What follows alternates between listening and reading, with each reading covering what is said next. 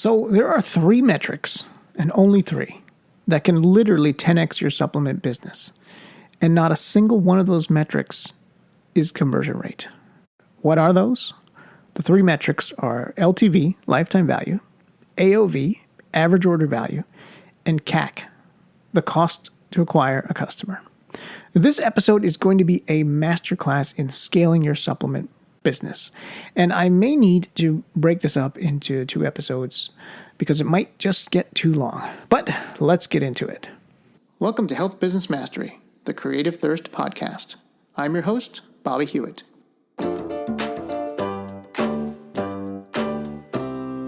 Okay, so after spending the last 13 years working with supplement brands, I've seen the same pattern over and over again. Supplement businesses obsess over metrics, and they should, because this business is a numbers game. And what all supplement brands that I've worked with obsess about are typically the same things. They want to lower their cost of acquisition, they want to increase their average order value, or they want to maximize their lifetime value. But the mistake that many of them make is that they treat each one like it exists in a vacuum. But here's the thing. Lifetime value, average order value, cost of acquisition, they aren't separate metrics. There are 3 parts of the same engine. So when you understand how they work together, you can create what I call virtuous cycles. So they compound, and your growth compounds exponentially. And the brands that don't do that end up fighting against their own success. They start optimizing for one metric, like conversion rate, while accidentally sabotaging the others. What typically happens then is your agency starts telling you that you're scaling, but your bank account is telling you something different. I've worked with supplement brands selling everything from nootropics to protein powders to green supplements. I mean, you name it at this point. And the principles that I'm about to share have generated over $200 million in additional revenue for my clients. Now, some of these insights might challenge what you think you know, and everything about supplement marketing. But stick with me, because by the end of this podcast, you'll have a completely new framework for thinking about your business. So before we dive into the interconnections, let's talk about why supplement brands struggle with this more than any other industries. And the reason is because of subscription complexity. So unlike selling a one-time product, supplements have this beautiful built-in retention mechanism, right? Because people need to reorder every 30 days to take more of the supplements. So this should make the math easier, but it actually makes it more complex because you're optimizing for both immediate profitability and long-term customer value at the same time. And I've seen so many supplement brands fall into what I call the subscription trap. They get so focused on making that first order profitable that they miss the bigger picture, or that they go too far in the other direction. And they burn cash on acquisition without understanding their true payback periods. So to understand why, we have to first understand the customer. I've said it so many times, and it's my thesis I use in everything when working with supplement clients, and that is supplement customers behave differently than customers buying any other product. They're investing in their health, which means they have different price sensitivities, different commitment levels, and different retention patterns.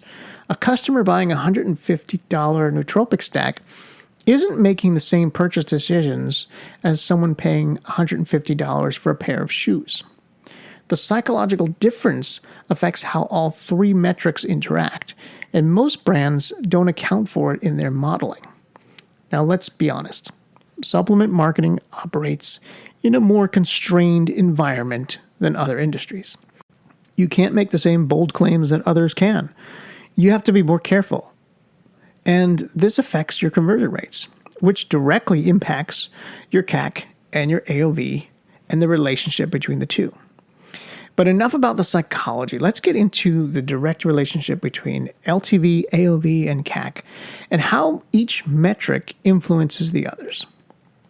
So let me start by breaking down each direct relationship. Then we'll get into the more complex interactions. First, let's look at how AOV affects CAC. This is the most important relationship for supplement brands to understand. Higher AOV gives you more leverage in paid advertising. Why? Well, because when you can afford to pay more for a customer because they're spending more upfront with you, several things happen automatically. First, you unlock premium placements. Facebook, Google, TikTok, they all auction off their best inventory to the highest bidders. If your average customer spends $49 on their first order, you're competing for ad space with brands whose customers spend $149. And guess who gets the prime real estate? That is the prime ad space. The brands that are willing and able to spend more make it harder for others to compete because they're getting the prime ad space. So people are seeing those ads first. So the second way AOV affects CAC is that a higher AOV allows you to target broader audiences. So lower AOV brands have to be surgical with their targeting because they can't afford to waste. Higher AOV brands can cast a wider net. They can test more audiences, and they can scale faster because their unit economics support more experimentation. Now, a higher AOV also allows you to gain what I call bidding confidence. Now, to grow any business, you need to spend more money than you're comfortable with, or more than you have. Businesses are built on debt. So you're basically spending a lot of the time on credit or loans rather than spending with cash. And this is where bidding confidence comes in. Because I've seen this psychological effect with dozens of media buyers in supplement brands. When they know each conversion is worth more, they bid more aggressively. And this creates a snowball effect where higher AOV leads to more aggressive bidding, which leads to more volume, which leads to better data, which leads to better optimization. So here's an example that may make it crystal clear for you. Imagine that your supplement brand is stuck at $30,000 a month in revenue. Now, your AOV is, let's imagine, $47. And you're spending $28 to acquire each customer. So the math works, but just barely. This leaves about $19 to cover fulfillment, customer service, and profit. But if AOV, right, if average order value increases to $89, then CAC actually can decrease because you can bid more aggressively. So as a result, that $65 increase in AOV gives you $60 more to spend on ads through more aggressive bids, right? Higher bid amounts. So now you can go from $19 to $79 in margin per customer. The same product, the same market, completely different unit economics. Okay, now let me take a pause here, because this is one of the most counterintuitive concepts in paid advertising. But first, as an aside, AOV could possibly go up, and at the same time, CAC can also go up, which can be a good thing, but that's more advanced, and I'll get into that in a later episode. For now, I want to break down exactly how CAC decreases when AOV increases. So remember, when you can get each customer to be worth more, you can afford to spend more on advertising to get more higher value customers, right? Get better buyers, which actually makes your cost per acquisition go down. Here's why. First, you start to outbid competitors for better ad inventory. So let's say your AOV was 47, and with this AOV, you can afford a maximum of $25 CAC to stay profitable. And you are also forced to bid conservatively at $15 to $20 per conversion in order to stay within that CAC, which means you get leftover traffic because bigger advertisers are bidding higher than you are. So you're basically competing for scraps, which means lower quality traffic and a higher cost of traffic. This drives your CAC up higher before your offer and before your sales page is even dialed in through testing, by the way. But now imagine with some offer optimization and some more selling power optimization to your page, your AOV jumps to $89. So now at $89, you can afford $50 or more for CAC and still be profitable. You can now bid higher at a $35 to $40 per conversion range and still be very comfortable. And you start to win auctions against competitors who can only afford $25. So you're leapfrogging the lower tier supplement brands at this point. Now you can get first pick of the best, cheapest traffic. And of course, the higher you go, the higher you bid, the higher the tiers of traffic you can get. As a result, your CAC drops to $24 instead of $28, all because of higher ad spend made possible by AOV through optimization of a strong offer and a stronger sales page, that is, stronger sales page copy. Now, this sounds counterintuitive, so let's look deeper at the better traffic equals better conversion rate principle. When you bid higher, you get prime ad placements, top of the feed, best of times of day, right? Other people are bidding, they're getting worse times of day. You're getting the times of the day that people are buying the most. You're also getting higher intent audiences, meaning you're getting people more likely to buy. You're also getting less saturated inventory. So audiences that aren't being beaten up by other advertisers, audiences that haven't seen ads for supplements just like yours in that day. And the other thing to note is that the algorithm rewards winners. So platforms like Facebook and Google, they all use machine learning, and that favors advertisers who bid aggressively, who have good unit economics, and who spend consistently at scale. The algorithm logic goes like this. The advertiser bids high and spends a lot of money with us. So let's give them cheaper, better traffic to keep them happy and spending. Additionally, a higher ad spend means more volume, which creates more data, and more data improves performance through the scaling loop. Now, the scaling loop looks like this. Higher bids leads to more volume, which leads to more conversion data, which leads to better algorithm optimization, which leads to lower costs, which leads to even more volume. You see how it's beginning to become a virtuous cycle. But to get to the scaling loop, you need more sales. When you're under 50 conversions or 50 sales per day, the algorithm has limited data for what type of traffic to bring you. It just doesn't know who to bring you to buy because not enough people are buying. But when you get to over 50 sales a day, the algorithm has much more data to work with. More data means the platform can find your ideal customers more efficiently, driving costs down for you. So here's how the numbers break out. So imagine scenario A. Average order value is $47.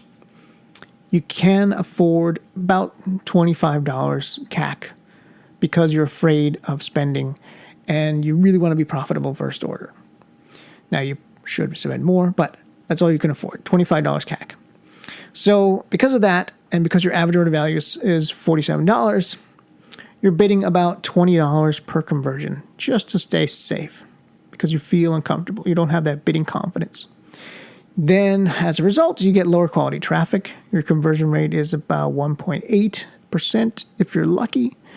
And your actual CAC works out to be $48, so you're over budget. Compare this to scenario B, where your average order value is $120.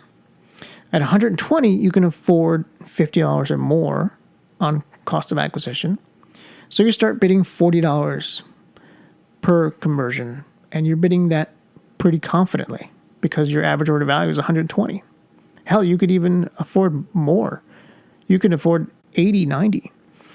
But you don't, because you're still a conservative. So you start to get premium traffic placement at this point. And of course, you get more premium traffic placement if you spend $80 or $90 per conversion. And at this rate, your conversion rate is 2.5% through some A/B testing and optimization. And that brings your actual CAC to $24. So you're under budget here. You can afford to spend more. So before you were thinking, oh no, CPMs are rising, I need to lower my bids to stay profitable. Now you're thinking CPMs are $65, no problem. I can bid $45 per conversion and still be profitable. Let me dominate and scale and spend more. That leads to faster scaling, no fear of spending, better inventory access, so you're willing to pay for quality, more aggressive testing, so you can afford higher CPMs for new audiences, not only testing on the ad side, but testing on the landing page side, which is the other key to making this whole thing work. But I know this seems all counterintuitive. Most people think higher bids equals higher costs. But in reality, there's a snowball effect that looks like this. Higher AOV means you can afford higher bids. Higher bids mean you can win better inventory. Better inventory often means higher conversion rates. Higher conversion rates means lower CAC. Lower CAC means more margin to reinvest and spend more. More spend means more data and algorithm optimization naturally. And better optimization through the algorithm means even lower CAC. Even lower CAC means even more budget to scale. So it's constantly putting more and more back into the ad spend. And this is why successful supplement brands can seem to print money like they've just entered this virtuous cycle where higher spending actually reduces their cost per customer. That's the whole key. But this only works if you have the cash flow and the extra margin. So with that extra margin that you're getting through average order value or increased average order value, you could spend more on ads. You can test more audiences. You could test more landing page copy and offers and upsells and everything. And you can invest in retention campaigns to keep customers longer, to increase revenue even more. So this is how AOV is connected to CAC. But AOV is also connected to LTV, lifetime value. And that connection is through what I call the engagement multiplier. So in the supplement space, there's a strong correlation between first-time customer AOV and customer lifetime value. This isn't just about the math, where a higher first order dollar amount means a higher starting point for LTV calculation. Because, of course, if someone spends more on day one, their LTV is automatically higher because they just spent more on day one. What the engagement multiplier is about is customer psychology and customer behavior. You see, higher AOV customers are more invested. When someone spends $150 on their first supplement order versus $39, they're psychologically committed to making it work. They're more likely to follow the dosing instructions, more likely to give the product the time it needs to work, and more likely to stick with their subscription longer. And when someone spends more on that first order, they also tend to buy more frequently. This was a surprising insight to me from analyzing retention data across dozens of supplement brands. But customers who spend more on their first order don't just spend more per order, they reorder more frequently. That's a really key point, and I want to highlight it with some data from one of my supplement clients who shall remain nameless. So customers for this particular client that had about a $40 to $60 first order AOV they averaged about 4.2 orders per year. Compared to customers with $100 to $150 first order AOV, they averaged about 6.8 orders per year. And customers with a $200 or more first order AOV averaged about 8 orders per year. So customers who spent more on their first order are really just better buyers. They're generally more committed and they stick longer. Additionally, high AOV customers are more likely to add other supplements to their supplement protocol. I've tracked this across multiple brands, and customers who start with bundles or higher priced products that are 3 times more likely to try new products from the same brand. So this creates a compounding effect. And here's where it gets interesting. Higher AOV doesn't just predict higher LTV, it actually creates it. Remember, when customers invest more upfront, they're more committed to getting results, which leads to better results that they get because they're just more consistent with taking their supplements, which leads to higher satisfaction, which leads to a longer retention and more referrals. This is how you build a business. This is part of the engagement flywheel that most supplement brands never tap into because they're too focused on discounting. Discounting does have its place, though, don't get me wrong. So it's not a bad thing, especially in the very, very beginning or during a flash sale where you really need to juice it up because of just the seasonality. It's just another tool. Discounting is just another tool in the marketing toolbox. You have to know when to use it and how to use it.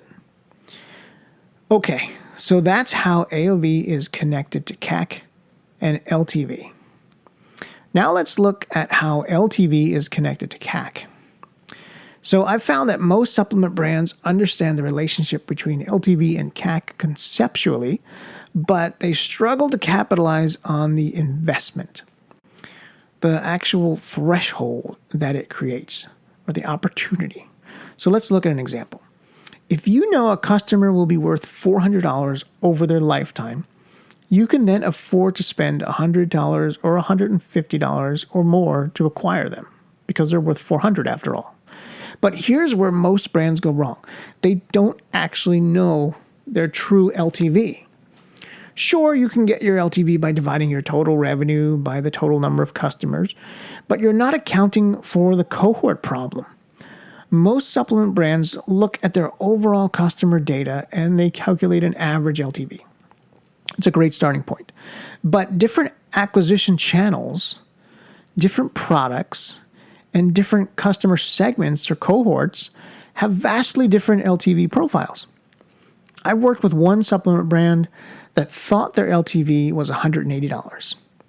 When we broke it down by acquisition channel, it turned out that Facebook had an LTV of 160, Google search had an LTV of 240, influencer partnerships had an LTV of 120, and email had an LTV of 420. So their blended CAC was $45, which looked healthy against their $180 LTV. But they were spending $70 to acquire a Facebook customer with 160 LTV, while only spending $30 to acquire an email referral customer with $420 LTV. So the email channel was massively underinvested in because it was bringing such a bigger LTV customer compared to a first-time acquisition Facebook customer.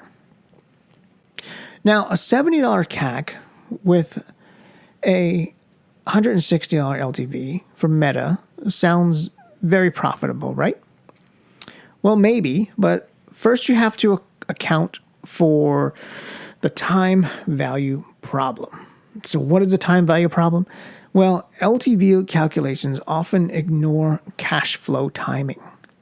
A customer worth $400 over 18 months isn't the same as a customer worth $400 over 6 months, especially if you're spending that acquisition cost up front which supplement companies are. That is the name of the game, to keep bringing in new customers into the business. And this is where the payback period comes into play. I'll get into that more detail later, but to simplify it for supplement brands, I recommend calculating LTV at multiple time horizons. So a 90-day LTV, this is the average break-even point. At 180-day LTV, this is the ideal profitability threshold. And a 12-month LTV, this is what you need to plan for scaling.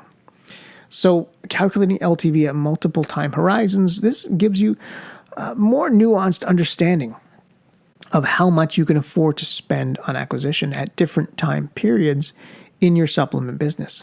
So it is absolutely possible for a $70 CAC with $160 LTV to be unprofitable if the payback period is too long, or if the operational costs weren't properly accounted for, or the retention assumptions were completely wrong because you were using your overall LTV and not your channel LTV or offer specific LTV.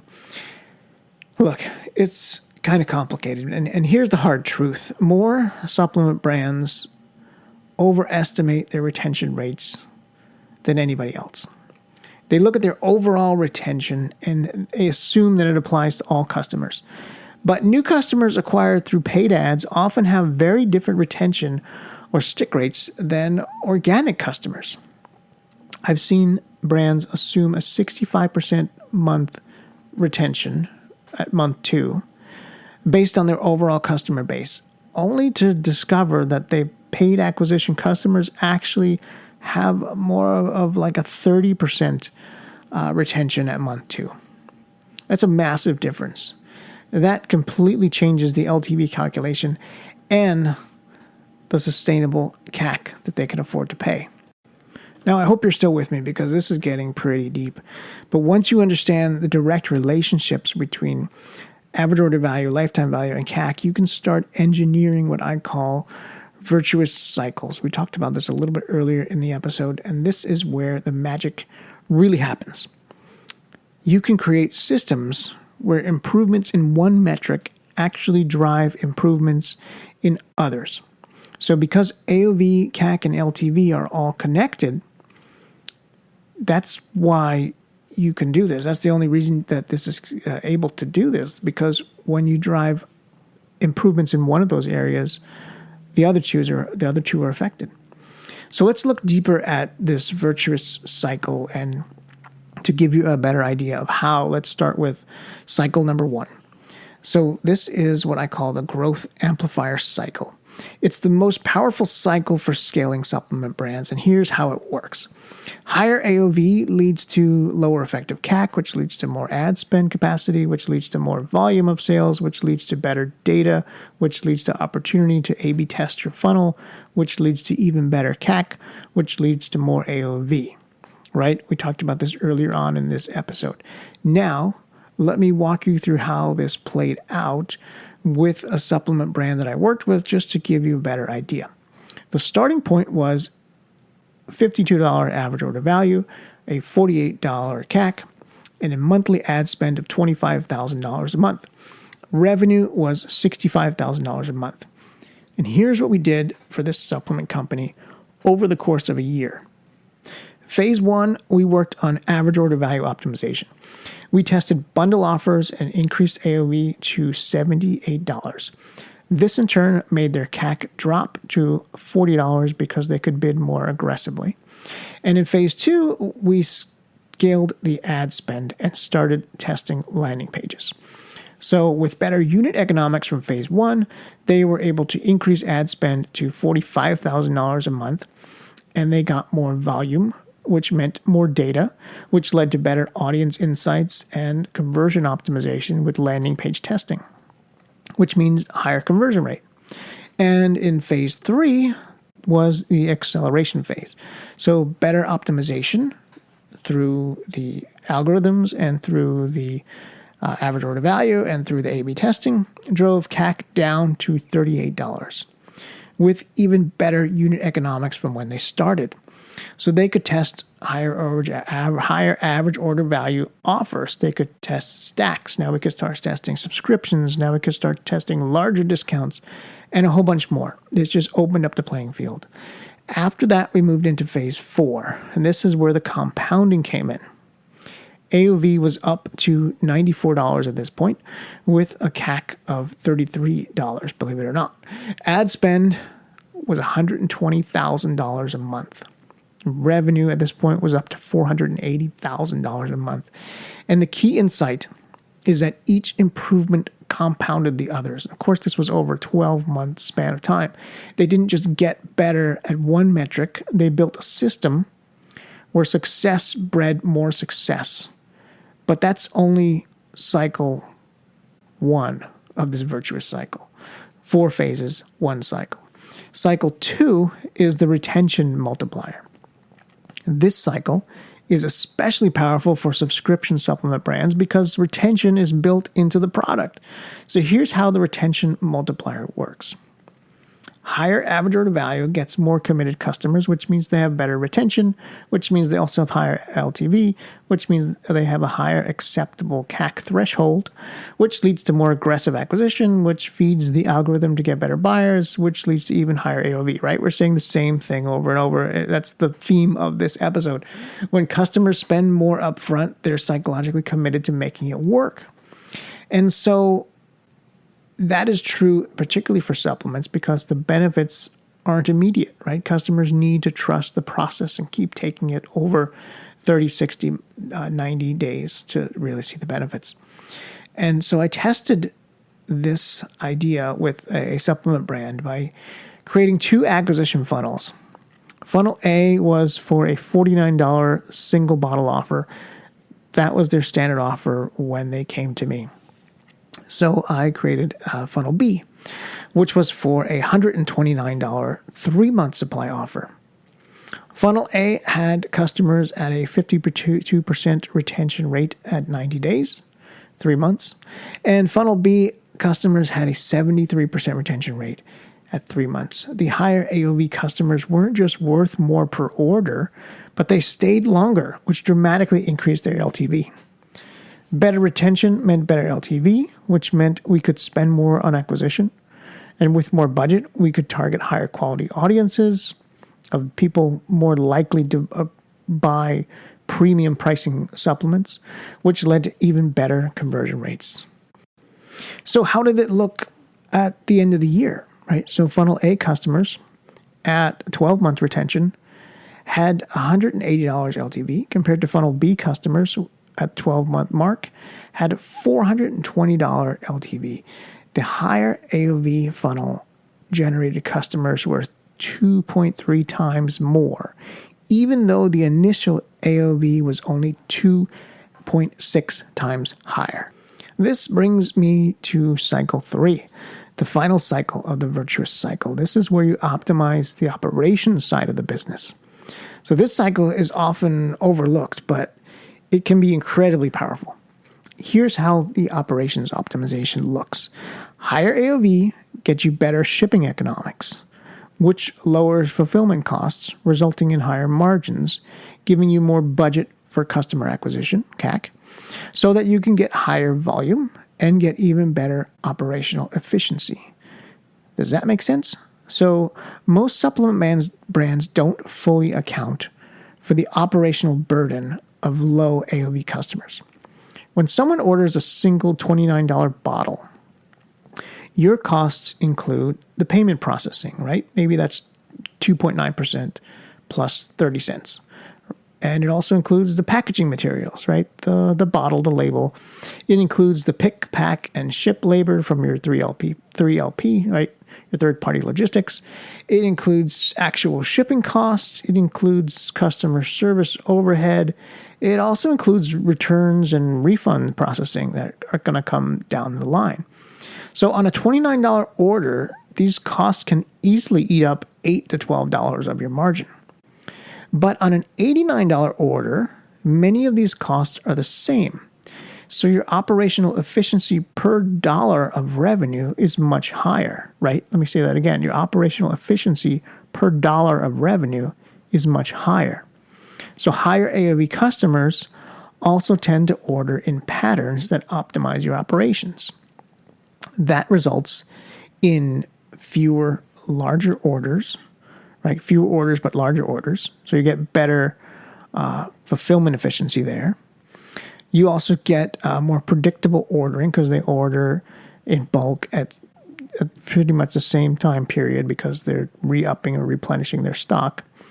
And those are your subscription customers or your bulk customers, depending on how you're slicing and dicing it. And it also lowers customer service contract rates because you have a more committed customer. And so the final thing it does is it lowers refund rates and return rates because you have a better quality customer. You're seeing how all of this really kind of starts to compound and help each other at this point, I hope.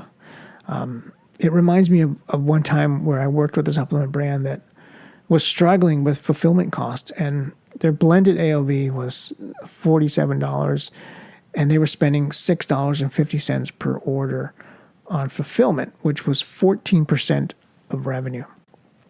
So we focused on increasing AOV through bundles and subscriptions, getting their blended AOV up to $73. Their fulfillment cost per order only increased from $6.50 to $7.20, dropping their fulfillment percentage from 14% to 9.8%. That is the fulfillment percentage of revenue. So that 4.2% improvement in fulfillment efficiency translated to an extra $3 per customer in margin, which they reinvested in acquisition. Now they could increase their CAC by $3. More customers meant better shipping rates because they negotiated better terms with their 3PL, which further improved their unit economics. And so supplement businesses are really an exercise in math. It's really a big, giant math problem. It's oftentimes a balancing act between these three metrics. And that's when optimization really starts to get complex. This has been a really heavy-duty episode. I think it might be a good point to stop and put a pin in this one and come back in the next episode when we'll start looking at more complex situations. We'll take a look at when AOV goes up and CAC goes up too, and why that's often a good problem. Thanks for listening, and stay tuned for next week. Creative Thirst is a direct response digital agency. We work with dietary supplement companies who are struggling to maximize the profitability of their funnels so they can scale. We've optimized many dietary supplement businesses. And in that time, we've uncovered the 3 critical funnels for success. You can get that free report by going to creativethirst.com. Scroll down to the appropriate section and click on the blue Get Your ebook button.